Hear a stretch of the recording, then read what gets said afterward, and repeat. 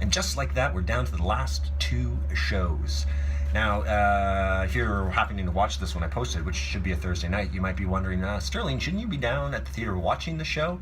I mentioned earlier in the vlog series that I don't watch every show, and I promised to explain why, and so I'm going to do that today.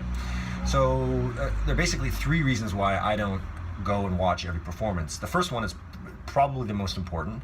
As a director, in order to be able to be in a position to critically assess my work, I need to step back from it, physically remove myself from it, not see it every day. It's just, you need to have that, you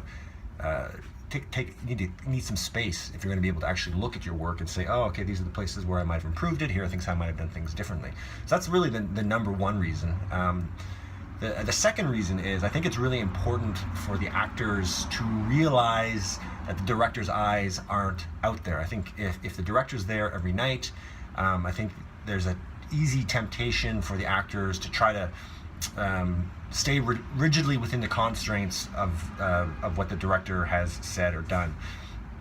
I don't think that's the goal of successful acting. I think as a director, I'm putting the actors in a position where they can bring the, I say, expression I use is let the character breathe.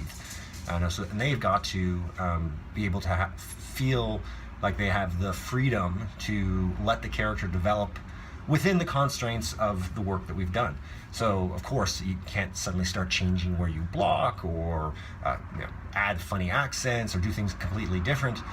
But there is a very subtle set. There's room to grow and breathe within the space that's set by the director.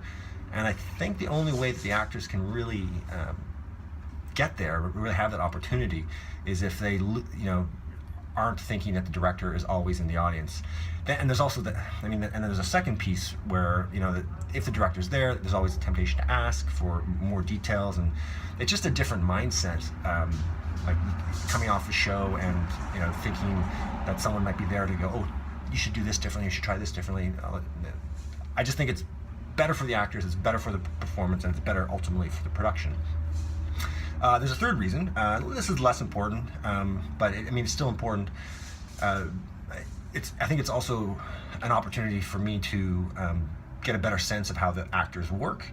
I try to make a point of trying to get into the theater at least once or twice without the actors knowing that I'm in the audience, because the work of acting really begins once the director's no longer involved.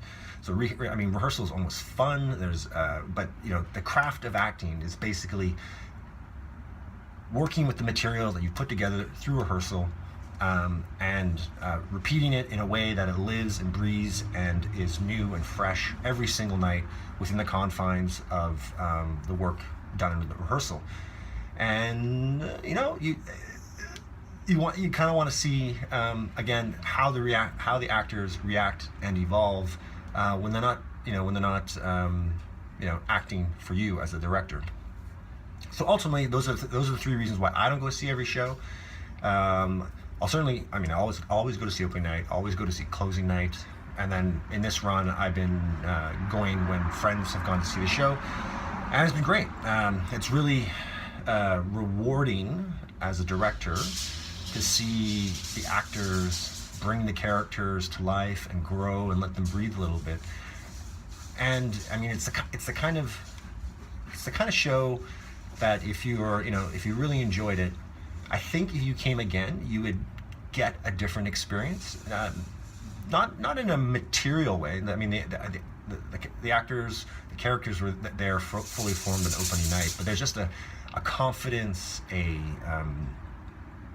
a richness to the performance that can only develop over time. There's a reason why Broadway shows, spend 2 or 3 weeks doing previews before they have their official opening, because just the actor learning to feel the full range of the character and how that interacts with the audience is a really exciting thing to see, and particularly for me as a director, but also for you as an audience member. So I think if you enjoyed the show, I think there's a real reason to come and see the show again.